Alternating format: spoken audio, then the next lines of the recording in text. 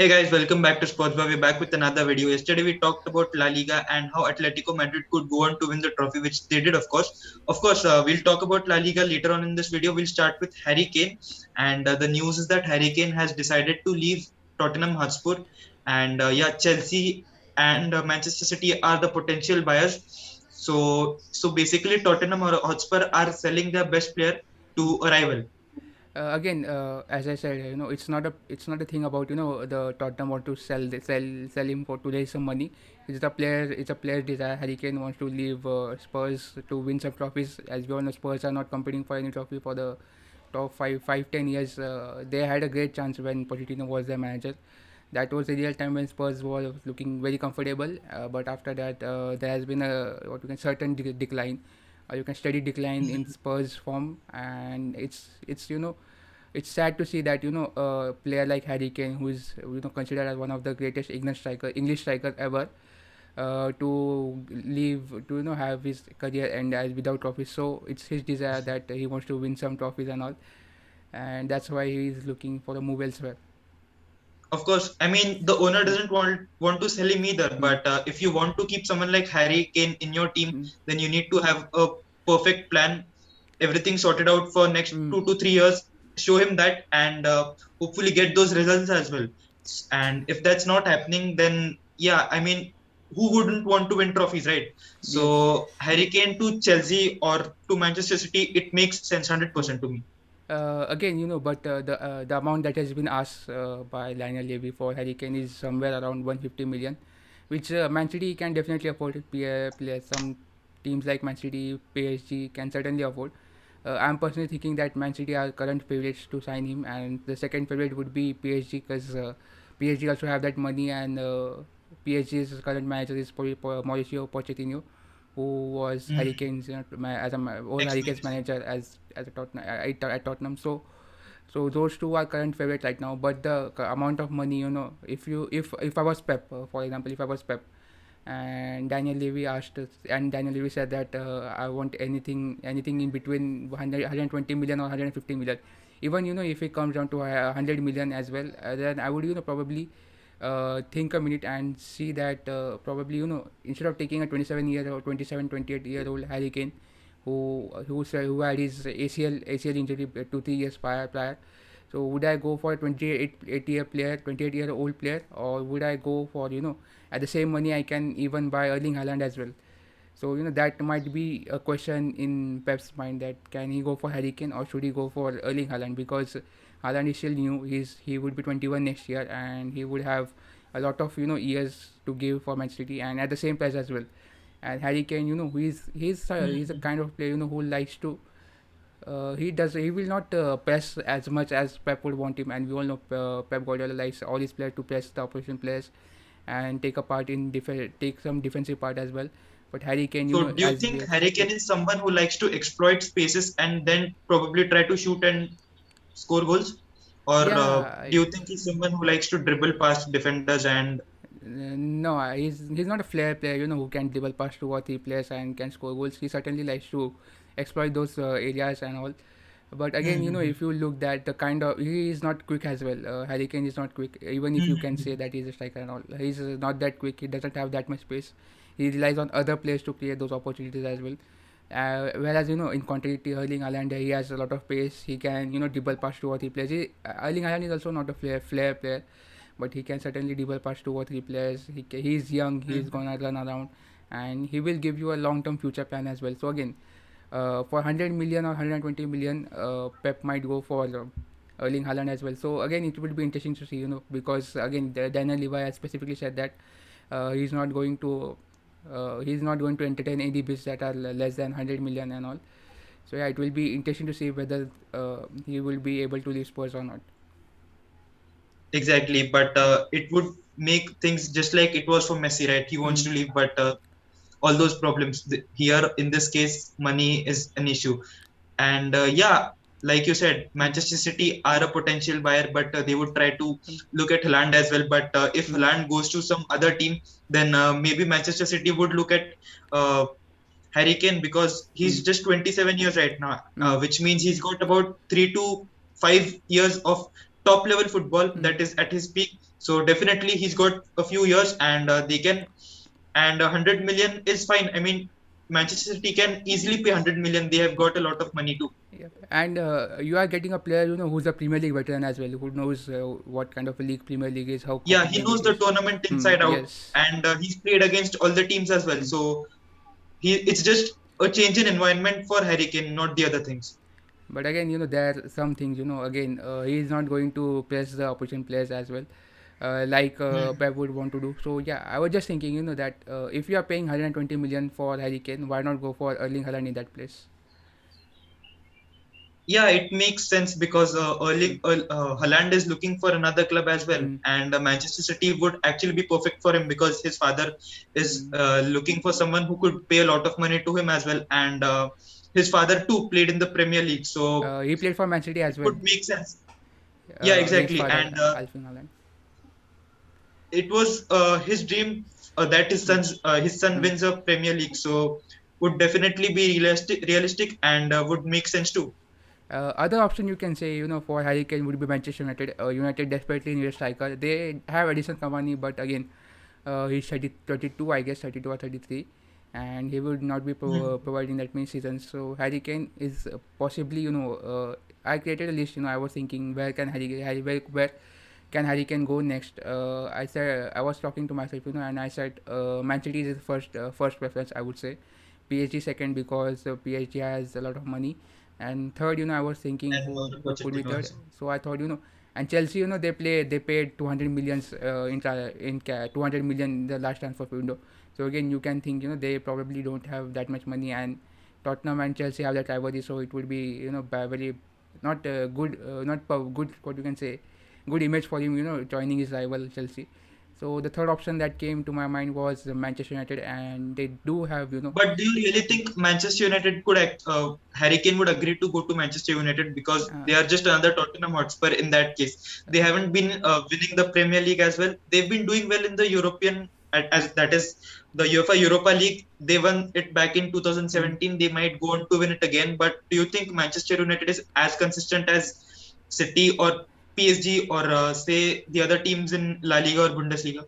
I mean, why not? Because Manchester City are on the cusp right now. They are second in the Premier League, and probably, signing Harry Kane would probably make them as one of the Premier League contenders. And certainly, they were in the race. If you rewind it back for 5 months, 5 6 months, in the December, the Manchester United was on the top of the Premier League. Sure, they had some few bad games, but Man City won the Premier League because they were on a dominant champion run that they had. They won 21 games in a row. So yeah, after Man Hmm. City, if Man City, if they go for Haaland and probably, so Manchester United second job, and probably Harry Kane, would want to win Premier League. He would not like to win Liga or maybe other competition like Bundesliga or La Liga. He would probably his first preference would be to win the Premier League as being an English player. It's always a dream to win Premier League and FA Cup. Hmm. So yeah, why not Manchester United as well? They are the second best team in the England currently right now. So he might join them. Exactly. So we'll move on. We'll talk about the top four race right now. So Leicester City, Mm. Chelsea, and Liverpool. Three of these teams are in the race right now, and I think to beat their opponents, they are clear favorites to qualify for the UEFA Champions League because they've got a better goal difference. Mm. And yeah, so Chelsea would probably be out because they are not as good as Leicester City and Liverpool are concerned due to the goal difference. I would say Chelsea are currently in a good place, even though they have a match against Aston Villa today. I would still think Tuchel will find some way. Obviously, they have, Chelsea were defeated beaten by Leicester City and Arsenal in their Hmm. previous two games. But again, they defeated Leicester City in the return fixture that they had on a Tuesday night. They defeated Leicester 2-1. So Chelsea have some momentum right now, and they are in the Champions League final. I guess Chelsea are favorite, and the second favorite I would go for will be Liverpool. They are playing against Crystal Palace, that too at their home, and probably there are going to be somewhere 12,000 to 15,000 fans in the stadium as well to cheer Liverpool.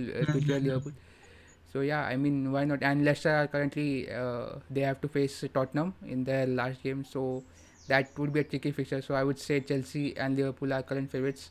But again, anything can happen. We all know 6 years, 7 years ago what happened when Liverpool were 3-0 led, and they just considered 3 goals in last 10 minutes against Crystal Palace. When when that infamous Gerrard slip happened after that. So yeah, anything can happen. Anything, we cannot predict anything. But as of now, Chelsea and Liverpool are current favorites. Exactly. So we'll move on to the next league. So what do you think we should talk about right now? La Liga or Serie A? You choose. We will go for Serie A because it has a lot of what you can say competition left. Say La Liga is over, we can talk about that feel good factor. We can give it at the end. So let's talk about Serie A now. Okay, so talking about Serie A, Atlanta are facing AC Milan. Mm, Atlanta are through to the Champions League for the next season, but mm. AC Milan's spot is hanging, and I really hope they make sure they beat Atlanta and qualify for the Champions League next season because we are really excited to have Mm. AC Milan back into the Champions League due to their rich history. Again, we all know they have won 7 times, the second most team to win to win the Champions League, and certainly you would want a certain giant to be playing in the UEFA Champions League Tournament like AC again. Milan. So yeah, but again, yeah, I think so. They played a nil-nil draw. I don't remember against whom they played a nil-nil draw, but that draw, was certainly derailed their players for Champions League. If they could have won that match, they would have probably gone through with just a point against Atlanta. So yeah, and it's more important for Atlanta as well because it's still not sure. Maybe they could lose their position because Napoli and Juventus are, I guess, 2 and 3 points behind them respectively, and it might, if AC Milan win, Napoli win, and Juventus win. AC Milan would definitely have 79 points, I guess. Napoli would have somewhere around 79 points, I guess. I don't remember now. But yeah, Atlanta, and it would probably, if Atlanta lose, it would probably come down to Juventus and themselves and Juventus, and it will be decided on goal difference. So yeah, Atlanta are not through. So there's a lot to play in today's Serie A match day. So yeah, anything can happen, but I'm certainly hoping that AC Milan and Napoli go through so that Juventus are in the Champions League next season, so that we can finally see Ronaldo playing in the Europa League.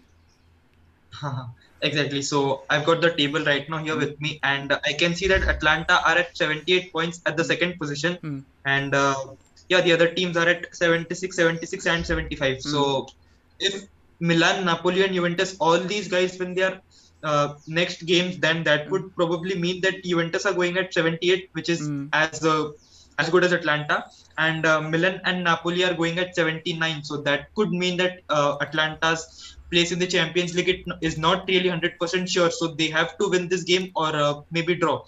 So it's going to be interesting this Champions League race, and I'm sure AC Milan will get better out of Atlanta because of the rich history that they have, Mm. and that will be serving as a motivation for them too. Again, AC Milan should definitely play. If you look at their league, if they look at this season, this past season, they were probably counted as champions because they were again just like Atletico Madrid were 10 points ahead. They were 10 or 12 points ahead of Inter Milan, Juventus, and all those guys. And suddenly, they had a bad run of games and they lost. They were losing week in and week out, and they fell out of that title race, and eventually Inter Milan won the title. So yeah, it would be what you can say an underachievement if they don't at least qualify for the Champions League. I mean, even after all this, I have to say one thing that Mm, is, you need to keep your composure when you're playing mm, a league of 38 games. I've been saying this again and again, and it's very important, I guess, for these teams when they know that they have a cushion of 10 or 12 points. Then that's when I think they should probably play their best team for at least 3 to 4 games because that would provide them even more gap as far as mm, the other teams are concerned in the table. And after that, then they could experiment for 1 or 2 games, and that would be more meaningful, but they haven't been able to do that, and it's really difficult for them to qualify for the Champions League next season if they mm, don't win. And so yeah, talking about Inter Milan, they are already the champions, as we know. So Napoli and Juventus, they have to make it through, because mm, if Juventus does not make, that would mean Ronaldo is playing in the Europa League, which would also mean he would want to leave. mm. And again, with a new manager coming in, you probably want him to have some kind of a transfer window, because Juventus certainly need that extra 45 mil that they get for qualifying with Champions League. They certainly need that. They need to invest in the transfer window. They need to get a few players, at least try to create a core around the players. At least what you can say, even if Ronaldo leaves, it's not a bad thing for Juventus. They just need to have that core of players, who are going to who are means in a team of 11 players, you need to have 6 or 7 players who are going to play, who are crucial for the team and who are going to play each and every game if possible. And you need to and you can have that 3 4 players who are coming in, coming out, and you are changing them just to freshen them up. So yeah, they need a good transfer window next season, and probably with a new coach coming in, you would certainly like some investment made a transfer window. And if they don't make the Champions League, they probably don't get that cushion as well. And talking about, I will go back a little bit, and talking about AC Milan, probably when they were 10 or 12 points, probably once what you can say, once you play your best football, you probably it's like we are going at 100 you are driving a car, you are pressing the pedal and you are going as fast as you can, but certainly the gas runs out, you run out of petrol. So that kind of thing Hmm. that happened with AC Milan, they were going forward, they were winning, they're playing the best football. And certainly with the lack of squad depth that they have, that meant that all the players who were starting, they had to start the game again, and they had to play those game again and again. And with a lack of bench set, they probably gassed off. They did not have any petrol remaining in their they did not have any fuel in their body, and that may be the reason why they lost so badly. Exactly. So bench strength is very important too, Mm, because when you're playing again a league of 38 games, then you're bound to have injuries. So you need a lot of players mm, too who could easily replace any of the starting 11 players. But nevertheless, of the results, I'll mm, really be proud of AC Milan for the character that they have shown. Uh, Last decade wasn't as mm, good as everyone expected when they were crowned as the champions in 2007. Everyone thought that they could just go on forever, but that did not happen. And looks like the glory days are coming back. If they go on to qualify for the Champions League, I would say that the glory days are back, mm. even though just for some time, but they'll surely be back, and the fans have something to smile for. If Inter and AC Milan are able to keep this up, keep playing at such a such a high level, winning the Serie A, competing for Serie A, we probably might see that the resurrection of Serie A as well, because we all know in the 2000 Serie A had one of the best players, they had one of the best team. Inter Milan was a beast, AC Milan was, we all know, they were such a good team. Juventus was very competitive in the UCL. So that Serie A can be resurrected, and with the new teams coming in as well, Napoli is a good team. They have Lorenzo Insigne, they have great players, Roma Dries has Mertens, signed Jose and Mourinho yes, too. Roma has So, signed Jose Mourinho, and Atlanta also is rising through the ranks.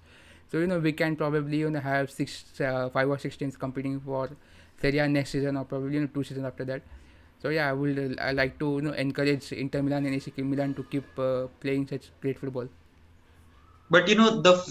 I like to think that the fall of Serie A, that is Serie A being less competitive, was also the fall of Italian national football team. I would like to Yes. make a detailed video later about Mm. Italian football, how they were at their peak winning the World Cup, and then suddenly they were not as good even to qualify for the World Cup. So we'll have a detailed video of that too. So moving on towards the next, I think we should talk about La Liga right now, because Mm. we've talked about Premier League and Serie A too. So let's go ahead with La Liga. What we can say of La Liga first? Congratulations to Atletico Madrid for winning the La Liga title and showing the character, that Diego Simeone. Everyone was criticizing Diego Simeone and Atletico Madrid, playing such boring football, such defensive football. But just in a one season, they have certainly changed their way. Even though they are playing some defensive football, they are creating those chances, they are creating those opportunities. And the signing of Luis Suarez, probably you can say that he is the signing of the season across all the European season, because for just 6 mil as well. Yeah, that was a steal. Mm, Signing someone like Luis Suarez, that too from Barcelona, mm, for 7 million is absolutely a steal. And we'll talk about Barcelona mm, too. I think it's not at all sensible for you to sell your best among the best players to a title rival. So they made a mistake mm. there, which cost them the title, which also cost Real Madrid a title too. So again, if their aim was to to let Atletico Madrid win the title and not Real Madrid, then they Hmm. passed in that objective as well. You can say. Yeah, exactly. But I don't think that should be an objective of any team, especially Mm, when you're competing in higher level football. You should always aim to win. mm, So, yeah, congratulations to Atletico Madrid. And also, I think we need to congratulate to their board members as well, who stick with Diego Simeone mm, even after so many years of him going trophyless. And yeah, of course he had the potential, and he'd proven to the world that he can do wonders with this team. We saw back in 2014 when they mm, won the La Liga, and they were in the Champions League final, which they almost won if not for that Ramos header. And in 2016 also they were in the finals of the UEFA Champions League, and in 2017 they were in the semi-finals. mm. So of course this team had a lot of potential, and it was only a matter of time that they went on to win a trophy, a major trophy. You can compare that team to the Spurs team as well. Spurs team, at that time, 2014-15, were at the top of their level, but they sadly, failed to win any trophy. At least Diego Simeone has two trophies to show that he won two La Ligas with the great Atletico team, that of the Hmm. past decade. But Spurs, they don't have any trophy to show for that. They certainly reached the Champions League final. They failed to. They were beaten by Liverpool. So yeah, that kind of team, resembles that of Spurs 2014 to 2018-19 team. But yeah, Hmm. Diego Simeone, and as you said, credit to Atletico management as well, sticking with Diego Simeone not winning trophies, as well as facing the criticism as well. A lot of Spanish media were just what you can say, saying bad words about him, ranting about him, and they stick with him, and he gave them a La Liga title.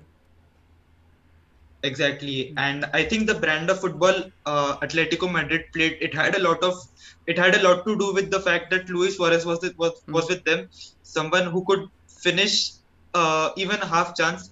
Maybe he could shoot outside the box, and that would still be a goal. And inside the box, we all know how calm and composed he is. mm. So with someone like him in the team, it was easier for them to switch to an attacking part of football as well. Like majorly they play defensive, but this time they could attack properly.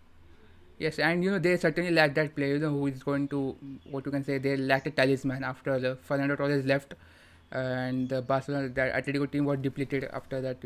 Most of the players in the 2014, 2013-14 winning season were a little bit old, and once those players Hmm. left, they certainly needed someone, to step up and say that I am the leader of this group, and I will, what Hmm. you can say, create goals, score goals, like like Barca has Messi, Atletico and Real Madrid had Ronaldo. Atletico needed someone, to take the game by the scruff of his neck and pull out those Hmm. results. And we saw that in Suarez, in the past two games. Atletico were 1-0 down and they needed to score the goals. And who scored those goals? It was Luis Suarez. So yeah, they needed that talismanic figure to lead their attack. And with Luis Suarez, they have that now. And to tell you, this isn't the first time that Atletico has Mm. won the league after signing a star player from Barcelona. Last Yeah, time I it was remember. David Villa. David, yeah, I Yeah, remember. they signed him from Barcelona and they won the La Liga trophy. This time they signed Luis Suarez and they won the La Liga trophy. So 5 years down the line, do you think Barcelona will sell Messi to Atletico Madrid and they will win the trophy? It can happen. Or they can buy. Every year. Diego Simeone will say that we will buy the cheapest player from Barcelona, the cheapest player that they can offer, and probably win La Liga that way. That can happen. Yeah, If exactly. The most realistic thing would be to bring Griezmann back, who would help them to win the La Liga title again. but yeah, that would be the thing. And just imagine, you have Joao Felix, you have Griezmann, you have Suarez. That could be the next BBC or MSN of La Liga. Exactly, but very unlikely to happen. But of Mm, course, we are talking about chances. And to talk about Real Madrid, I am proud of the way they showed their fighting spirit throughout the season, not just yesterday's match. mm, Yesterday's match was just what they did throughout the season summed up. That is their fighting spirit till the end. We saw back in Sevilla's game, I guess, yeah, Sevilla's game mm, where they scored two goals, late two goals, and they drew the game. And yesterday also they scored late two goals, which helped them win the game, but not the title, of course. But they won the game. They did what they were supposed to do. It was all in Valladolid's hand, mm. which did not go in Madrid's favor, of course. But they showed character, they showed commitment, And even after battling with over 50 or 60 injuries, Real Madrid team was among the title contenders till the last minute yesterday. I would say Real Madrid certainly fought really well. They were again. You should have mentioned that the fact that they were 10 points behind Atletico Madrid, and they still managed to close that to just 2 or 3 points. So yeah, that shows Hmm. Real Madrid's mentality. But I'm feeling sad for Villarreal as well. For the majority of the part, for till 86 minutes, they were winning that game, and they were Hmm. probably going qualifying for Europa League next season. But a goal at I think so it was Real Sociedad who scored a goal, And and Betis as well. Betis yeah, scored a Betis goal as too. well. Betis came down from 2-0 down to win the game 3-2, and Real Sociedad scored I think so it was Alexander Isaac who scored that 86-minute goal at Real Sociedad against Osasuna. That and again they saw that news, and probably they thought that they would have thought that even if we lose this match, even if we win this match, we are not going to qualify Hmm. for Europa League. We are still gonna play in the Europa Conference League. That might be the one reason they would have considered those two goals. But yeah, credit to Hmm. Villarreal as well, sticking out until the last minute against Real Madrid. Of course. And to talk about the first half of yesterday's Mm, game, every chance which Villarreal created, it looked as if they were going to score a goal. In the first half, I thought that Real Madrid were loosey on the field. They were not able to create those chances. And when they made those chances, mm, they were not able to close them properly. It happened even in the second half till the 60th or 70th minute, mm, after which they started making runs quickly, and Benzema had a mm, chance to score that goal as well when Rodrigo passed him back, and he missed that goal, and a goal was scored but it was an offside. So mm, Real Madrid started attacking very furiously after 67th or 70th minute mm, time, and they got their fruits, but it wasn't enough because Valladolid failed to score the second goal, or mm. to say it properly, they were not able to defend their one goal. To sum up, Real Madrid's attack last yesterday, I would say that Real Madrid, they went into the final third. They were able to penetrate into the penalty box, but as soon as Real Madrid attackers enter the penalty box, I don't know what happened to them. They were not able to think properly, and they certainly did not make the right decisions that they were supposed to make to score those goals. They were certainly getting behind the Villarreal defense, but I don't know what happened to them. They were dribbling past. They were trying to create those Hmm. easy tap-ins, even though they had shooting chance. They were creating that easy tap-ins, and when they had easy tap-ins opening up, they were going for the shots. So that selection, that the brain, that Short thinking that selection. you have, and the way you Hmm. should think on the field and make those right decisions. That was lacking yesterday from Real Madrid, and that could have been an easy victory for them. But certainly, Villarreal played exceptionally well. Whenever they had the ball, they were looking, as you said, they were looking like they will score the goal. And certainly, Villarreal also missed some chances. They could have gone 2-0 ahead, but Hmm. they were also not very clinical in the box. So yeah, again, credit to Real Madrid for fighting till the last minute. Exactly, and you were talking about how Real Madrid were not able to close those chances even Mm, inside the boxes. Yeah, like you mm, said, they could have scored an easy tap in, but they chose to take a shot.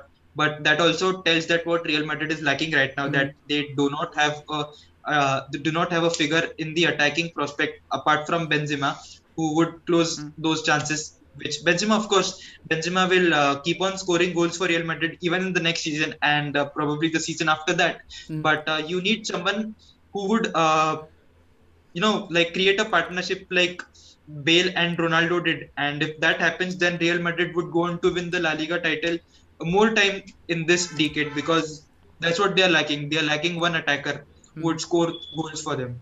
25 to 30 goals per season is what Real Madrid needs from a striker apart from Benzema right now. Yeah, that is probably too much to ask, to from two players to score 25 and 30 goals a season. I would say that Benzema can Maybe score 25 certainly. goals from Benzema and 10 to 15 goals from someone else. That would be realistic to talk. Yeah, because again, if you have a certain talismanic figure, you cannot add another talismanic figure to that. So there will be clashes among them. They both will start fighting against each other. So yeah, you can expect 20-25 goals from Benzema in a season, but you should at least expect from other players, to score 7 to 8 to 10 goals. At least you need 3 or 4 players to score at least each, double figures alongside Benzema. So yeah, Hmm. that is what Real The Madrid certainly second needs. highest, exactly. The second highest goal scorer for Real Madrid was Casemiro. He scored like 6 goals, 6 goals. and yeah, after that it was Luka Modric who scored 5. Of course, credit for him. He stepped up in those Mm, crucial moments yesterday also, and in the game against Sevilla as well. So they need a striker. They need someone who mm, would score goals. Someone like Gerard Moreno or Robert Lewandowski mm. who would just take those tap-ins and score those chances that are made. Uh, Just someone like him.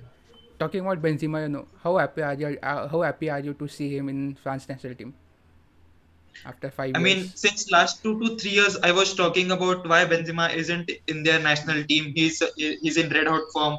He's scoring goals for Real Madrid. He's stepping up his game every time his team needs. He's scoring about 25 to 30 goals per season. Mm. And I mean, what else do you want a player to do apart from that? And yeah, of course, And that too, at the biggest stage of them all, Champions League and La Liga. exactly, and that too when Ronaldo had left. So all responsibility was upon him. So yeah, he did what he was supposed to do, and he got the desired fruits which he wanted. Didier Deschamps said that he will play Benzema in the Euro.